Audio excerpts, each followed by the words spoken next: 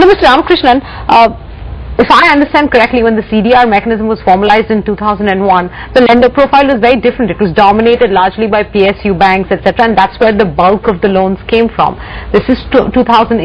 The lender profile has changed considerably. We've had several, FCCB issues being done in the last 5-7 years. New kinds of bondholders that have come in, hedge funds that are owning some of these bonds. So their expectations are different, as already articulated by Badri and Jayesh.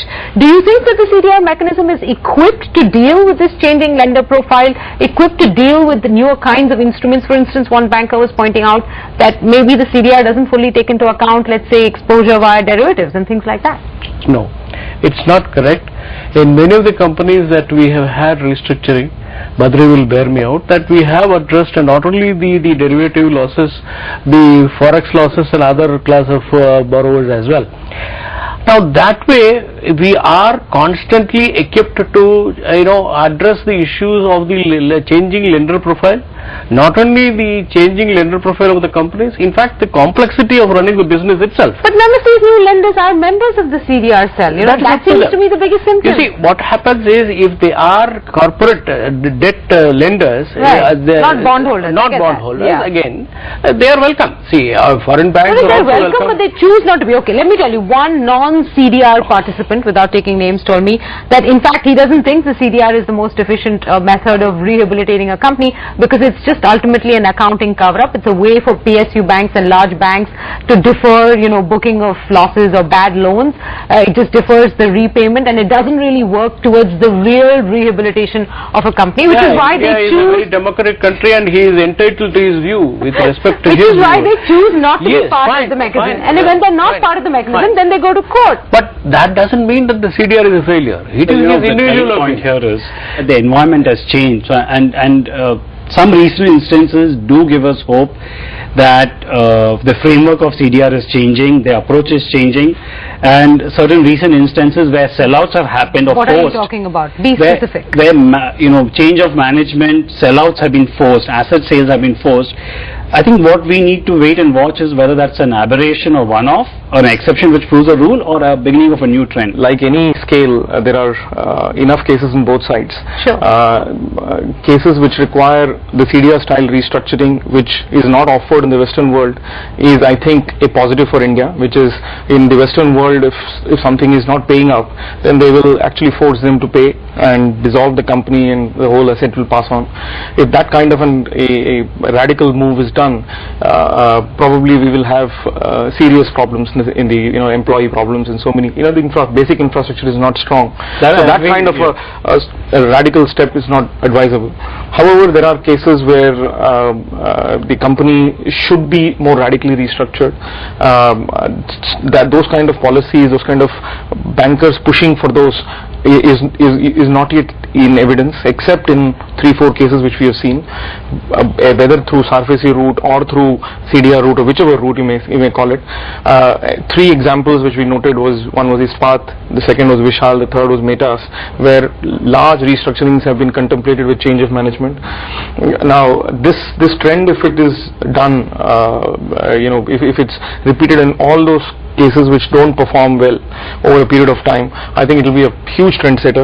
Because as soon as you do that, then basically you're discovering the enterprise value or the real value of the assets today. Okay, but I'm going to ask you a question here. Fine that the financial restructuring is accompanied by management restructuring, accompanied by, let's say, better, the imposition of better governance standards.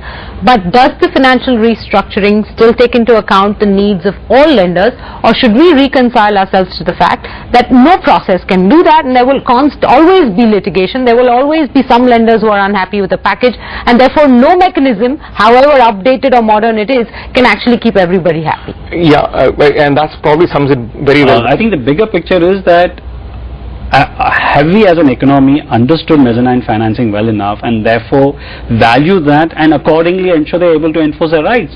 And I have serious reservations on that too.